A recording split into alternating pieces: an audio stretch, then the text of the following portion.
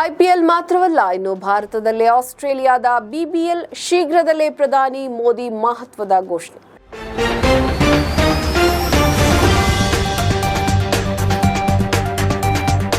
ಸುದ್ದಿಗಾರ ಈಗ ನಿಮ್ಮ ಕೇಬಲ್ ನೆಟ್ವರ್ಕ್ನಲ್ಲಿ. ಲೀಗ್ ಕ್ರಿಕೆಟ್ ಟೂರ್ನಿ ಕುರಿತು ಮಹತ್ವದ ಘೋಷಣೆ ಜುಲೈ 8ರಂದು ಹೊರಬೀಳಲಿದೆ. ವಿಶೇಷ ಅಂದರೆ ಈ ಘೋಷಣೆ ಪ್ರಧಾನಿ ನರೇಂದ್ರ ಮೋದಿ ಅವರು ಮಾಡಲಿದ್ದಾರೆ. ಆಸ್ಟ್ರೇಲಿಯಾದ Big Bash cricket league tourney ಭಾರತದಲ್ಲಿ ನಡೆಯಲಿದೆ. ಭಾರತದ ಐಪಿಎಲ್ ಟೂರ್ನಿಯ ವಿಶ್ವದ ಅತ್ಯಂತ ಜನಪ್ರಿಯ ಹಾಗೂ ಪ್ರತಿಷ್ಠಿತ ಕ್ರಿಕೆಟ್ ಲೀಗ್ ಟೂರ್ನಿಯಾಗಿ ಹೊರಹೊಮ್ಮಿದೆ.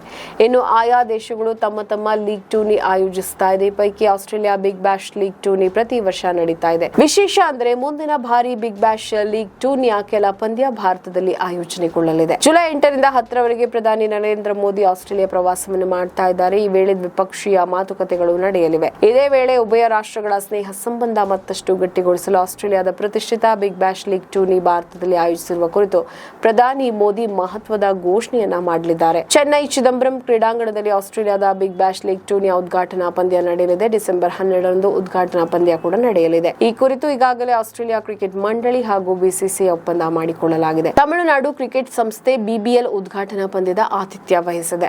ಭಾರತ ಹಾಗೂ ಆಸ್ಟ್ರೇಲಿಯಾ ನಡುವೆ ಬಲವಾದ ಕ್ರಿಕೆಟ್ ಕನೆಕ್ಷನ್ ಇದೆ. ಇದೇ ಕ್ರಿಕೆಟ್ ಮೂಲಕ ದ್ವಿಪಕ್ಷೀಯ ಸಂಬಂಧ ಮತ್ತಷ್ಟು ಗಟ್ಟಿಗೊಳಿಸಲು ಭಾರತ ಹಾಗೂ ಆಸ್ಟ್ರೇಲಿಯಾದ ನಾಯಕರು ಮುಂದಾಗಿದ್ದಾರೆ. ಫೆಬ್ರವರಿ ತಿಂಗಳಲ್ಲಿ ಫಿಲ್ಡ್ರಿಕ್ ಬೈ ಮಾರ್ಗೆಟ್ ಹಾರ್ಲೆ ಭಾರತಕ್ಕೆ ಭೇಟಿ ನೀಡಿ ಪರಿಶೀಲನೆಯನ್ನ ನಡೆಸಲಿದ್ದಾರೆ. ಡಿಸೆಂಬರ್ನಲ್ಲಿ ಅದ್ದೂರಿಯಾಗಿ ಈ ಟೂರ್ನಿ ನಡೆಯಲಿದೆ. ಭಾರತ ಹಾಗೂ ಆಸ್ಟ್ರೇಲಿಯಾದ ನಡುವಿನ ಒಪ್ಪಂದದ ಪ್ರಕಾರ ಬಿಗ್ ಬ್ಯಾಶ್ ಲೀಗ್ ಟೂರ್ನಿಯ ಕೆಲ ಪಂದ್ಯಗಳು ಭಾರತದಲ್ಲಿ ನಡೆಯಲಿದೆ. ಸದ್ಯ ಚೆನ್ನೈನ ಎಂಎ ಚಿದಂಬರಂ ಕ್ರೀಡಾಂಗಣದಲ್ಲಿ ಕೆಲ ಪಂದ್ಯಗಳು ಮಾತ್ರ ಆಯೋಜಿಸಲಾಗುತ್ತೆ.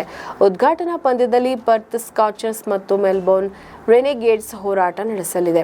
ಸಿಡ್ನಿಯಿಂದ ನೇರವಾಗಿ ಚೆನ್ನೈಗೆ ವಿಮಾನ ಸೌಲಭ್ಯ ಇಲ್ಲ. ಹೀಗಾಗಿ ನವದೆಹಲಿ ಮುಂಬೈಗೆ ಆಗಮಿಸಿ ಬಳಿಕ ಚೆನ್ನೈಗೆ ಪ್ರಯಾಣವನ್ನ ಬೆಳೆಸಬೇಕು. ಪರಿಣಾಮ ಒಂದೆರಡು ಪಂದ್ಯಕ್ಕಾಗಿ ಆಟಗಾರರು ಸರಿಸುಮಾರು 13 ಗಂಟೆಗಳ ಪ್ರಯಾಣ ಮಾಡಬೇಕು. ಇದರಿಂದ ಇನ್ನುಳಿದ ಪಂದ್ಯಗಳ ವೇಳಾಪಟ್ಟಿ ಮೇಲೂ ಹೊಡೆತ ಬೀಳಲಿದೆ. ಈ ಸವಾಲು ಇದೀಗ ಆಸ್ಟ್ರೇಲಿಯಾ ಕ್ರಿಕೆಟ್ ಮಂಡಳಿಗೆ ತಲೆನೋವಾಗಿ ಪರಿಣಮಿಸಿದೆ.